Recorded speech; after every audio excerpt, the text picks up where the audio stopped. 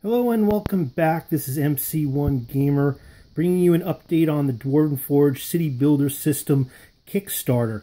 Now, I reported on this last week, and one of the things I reported on was that this was a great Kickstarter to get involved with, if not just if you're into role-playing games and tabletop type games, but if you're a war gamer. And specifically because the City Builder System is a great crossover set. And there is a lot that you can use for the wargaming community. Now, you can see here they are profoundly way past their goals. They initially put this up for only $100,000 in terms of their target for pledges. And with only 5 days to go, they have over 2,000 backers and just short of $1.4 million dollars in pledged donations. Now, this has opened up a tremendous amount of stretch goals. So if you're interested in getting involved, this is the time to do so. And I'm going to go over some of the details of what you're going to get from these stretch goals and what I think about the various different levels and how you can get in on it most efficiently. Now, I reported on again on this last week, and I showed you a sample of what it is that this looks like. So I'm just going to show it to you again, and I also want to show you some of the previous series that had been released, and how the reason why is because a number of people had asked me about the quality and the coloration and the painting of the prototypes that I had gotten, and while they are excellent, I wanted to give a little comparison and show a little bit of side by side with some of the stuff that they've already released in previous Kickstarters, which also have been incredibly successful. So you can see a little bit of what you're really getting into, the quality of what you're getting into. Some people have said that this is maybe a little bit too expensive. When you consider what it takes to make your own terrain as a war gamer, or even to make your own as even a tabletop role player, if you're playing, various different types of game systems from D&D to whatever, Pathfinder or whatnot. If you're making this stuff on your own, that's a time investment. It's a expenditure of hitting your wallet. This is stuff that's already painted, pre-made. It's extremely modular, and it looks great, and it's just nearly indestructible. They call it Dwarvenite. It's just the composition of what they make is just you could take a hammer to this stuff. You could probably drive over it with a monster truck. It's not going to get damaged, and they even have videos that demonstrate that. And so I just want to show you exactly what we're talking about. We're talking about buildings like this. This is a two-story structure that's mismatched. Again, I got a couple of different samples. It has a balcony, and you can see that these pieces can come off, and you can mix and match pieces. And I had gone over this before, but I wanted to show just, you could see all the videos that they have on their website. But take a look at the quality of what this looks like. This is the dungeon set, and there's all kinds of little. I mean, I have a whole pile of these pieces. But you could see the attention to detail is amazing when you look at things like this this trap, this secret door, these beautiful doors that can open and close. You look at some of the pieces for stairways that go up to multiple levels, and then take a look at this cavern structure here. I mean, I have green felt that I usually use for poker night, and I put this together, this whole set. I put this together in about 15 minutes.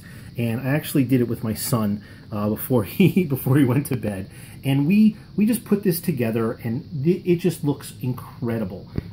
It's just, if you wanted to have a game that took place in the caverns, and you wanted to put something together like this, it wouldn't take too long. You could probably do it pre-made. The way I would do it is I probably have some platforms, like maybe 1 by 1 foot MDF board, or any kind of other type of tray in various different sizes, and I would have these things probably preset in advance for whatever gaming session you have, and then I could just pull them out. Or you could just put them on a massive table, and either it's at the game store that you can leave it, or maybe it's usable at the game store. I know one game store that has a whole supply of these that the role players can actually come and use. Or, you can, if you have a place in somebody's house where you go to, and I know that I've done this with the club that I'm a part of, one of the local clubs that I've joined. and they have a place where you can leave we can leave the stuff for weeks on end. So this stuff is phenomenal, and this is, again, this is mostly for the role-playing community, what you're seeing here, but these types of structures here, these houses, the city streets, the castles, all this stuff can easily be used by the wargaming crowd. And I'm going to put this off to the side because I want to show you some pictures. Now I'm going to link down below where you can actually take a look at some of these videos, and I'm actually going to show you something here. This is an add-on pack that they've recently released. These are ruins. This is fairly recently that has been added on because of they've hit certain milestones. There's a number of these pieces that they have included in the set that you can purchase. And I'm sorry for the glare. Again, if you don't know, my PC got fried. I'm waiting for the components to come that I can rebuild a new PC. So I'm not able to really do any editing right now. I'm doing everything from mobile, so it's all from a tablet and my phone and my watch. So I don't have a desktop that I can work off of where I can do a lot of editing. So please forgive some of the quality of some of the videos that I have. But so I just wanted to show this to you, and so you could see you can get with some of these add-ons several sets of ruins, and what you have here is. And I'm just going to click back here. You could populate a small board with just a few of these and have enough terrain as a wargamer to include several. You don't need an entire city as a wargamer. It could certainly work if you have a skirmish game like Mordheim or Regiments of Renown, or the rumor is for Warhammer 9th is that there's going to be a skirmish element as the early stage part of the game that builds up to the large unit structure that we know and love.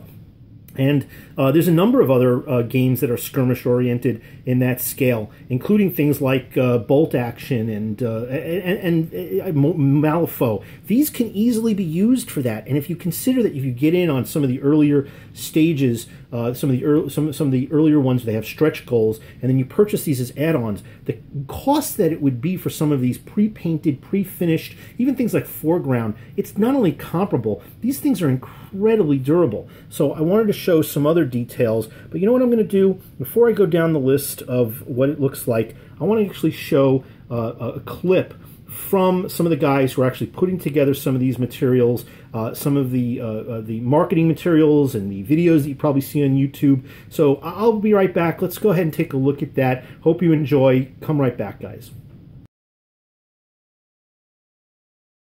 Hey guys, welcome to Valoria. I wanted to give you a sneak peek of some of the latest pieces. Stefan, as you can see behind me, is hard at work on some even greater secrets. But in the meantime, come take a look at this stuff here. So this is a this is an elaborate setup we did to show off how we could use the sewers pieces with the rest of the city's pieces. So what we did in here is I actually used the water caverns pieces to make a canal. And you can see the lizard men over here are coming in, invading the city via the canal. The town guard is going on down to give them a run for their money. Come on right down here and check out what they're going on in here. All right, and then the real fun stuff is over here. We have the sewer. Look at this, we got our sewer grate opens up. And what's going on underneath the sewer grate? Well, let's check it out. Whoa. Get in there. Oh, we've got full sewers full of rat men. Uh-oh, this guy fell down. Oh.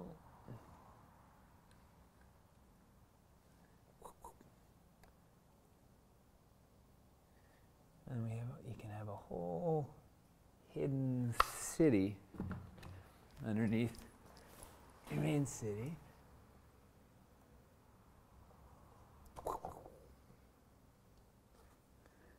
Look at that. So we can go down into the sewers. You can go by the Ratman, then we come in here, and there's stairs down, and it leads you into your dungeon. We also have, we have the barred window inserts and work there to make this is kind of like a little fortified jail sort of setup. We've got the latest modular balcony in the works. You can pop these things out. Do whatever you want with it.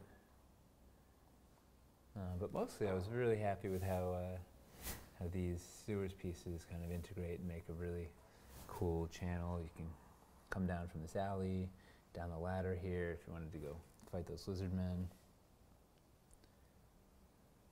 We got the cavern's mushroom piece in there just for fun.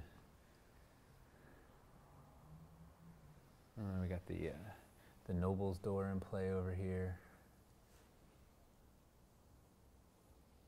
Not bad boy.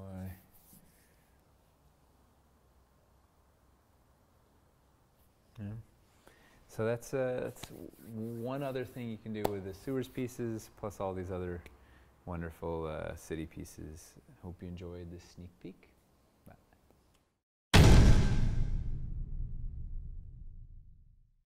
All right, so that should give you a real good overview of what you get in certain levels of the Kickstarter. But I'm going to give you my opinion on what I think would be a good way to get involved.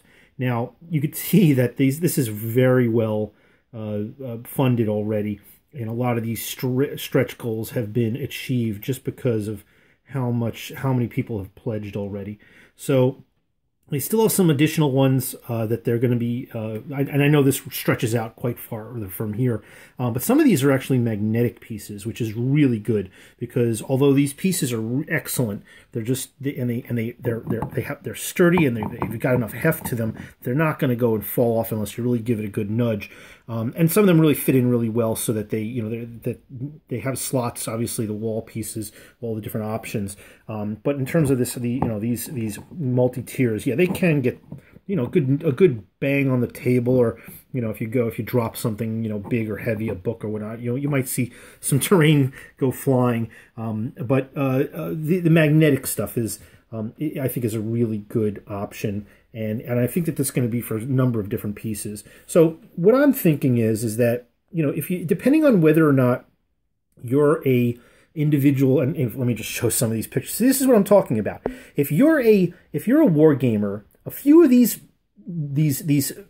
building sections, maybe some of these street areas that you might want to get involved in, that they would just work really, really well for wargaming. It doesn't have to go up all 3 tiers, but one of these pieces on the table and they have a castle and a keep, all these different battlements and whatnot. This gives you an idea of how the stuff gets put together.